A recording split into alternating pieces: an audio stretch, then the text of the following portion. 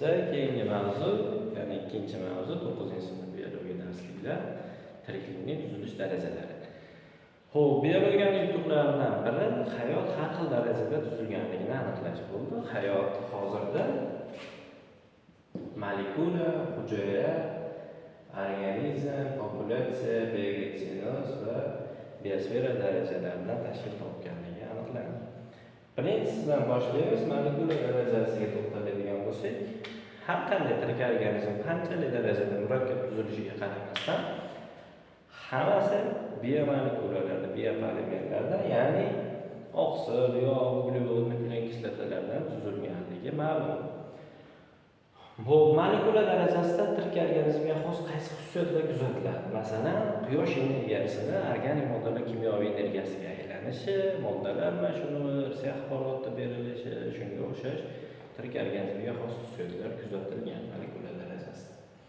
Keyingisi hujayra. Hujayra nima? Hujayra barcha tirik organizmlarning tuzilish, rivojlanish funksional birligi. Ya'ni hamma tirik organizm hujayralardan iborat. Men masalan daftar misolida tushuntiraman. Deylik, daftar deymiz. Daftar nimadan iborat? Varaqlardan, varaqlar nimadan iborat? Kataklardan. Hujayraning ma'nosi ham hujra, uyatcha, katakcha degan ma'nolarni bildiradi. Demak, bizdagi daftar kataklardan iborat ekan. Demak, daftarda tirik organizm deb qabul qilsak, o'sha tirik organizm hammasi shunaqa katakchalardan, ya'ni hujayralardan iborat. Hujayraning qoidasi yana qaytaraman.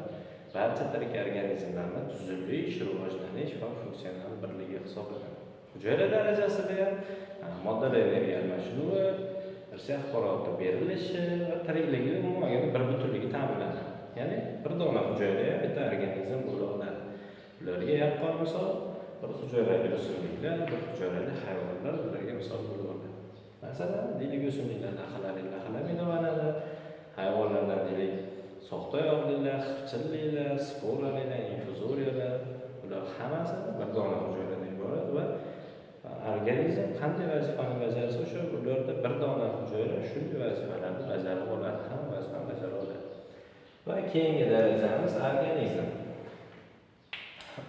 Endi bir-biriga o'xshash hujayralar tuzilishi, shakl jihatdan, vazifa jihatdan bir-biriga o'xshash hujayralar yig'ilib, to'qimalar yig'ilib organlar yig'ilib organlar sistemasini va oxirida organizmni hosil qiladi. Organizm ya'ni individ darajasi. Bunda o'sha tiriklikda bir butunligi ta'minlanadi. Hujayra darajasida tiriklik bir butunligi ta'minlanadi. Organizm darajasida. Xo'p, demak yozib qo'yaman. Hujayralar yig'ilib to'qimalar organlar sistemasini va organizmni hosil qiladi. Xo'p, bizda keyingi daraja populyatsiya darajasi. Populyatsiya darajasi mana bir tur arealda uzoq muddatdan beri yashayotgan, boshqa populyatsiyalardan alohidalashgan, erkin chatishib nasl bera olgan organizmlar yig'indisi populyatsiya darajasi hisoblanadi. Bu populyatsiya darajasida dastlabki evolyutsion o'zgarishlar kuzatiladi.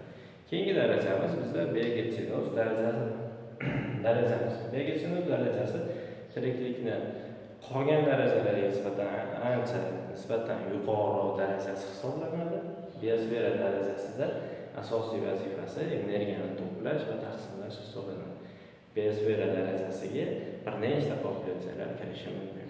Va bizda eng so'nggi daraja va eng katta daraja biosfera. Xo'p, bundan biosfera devorni shekilli adashib, bu biogenoz darajasi. Menimcha adashgan bo'lsam uzr. Xo'p, eng so'nggi darajamiz biosfera darajasi hisoblanadi.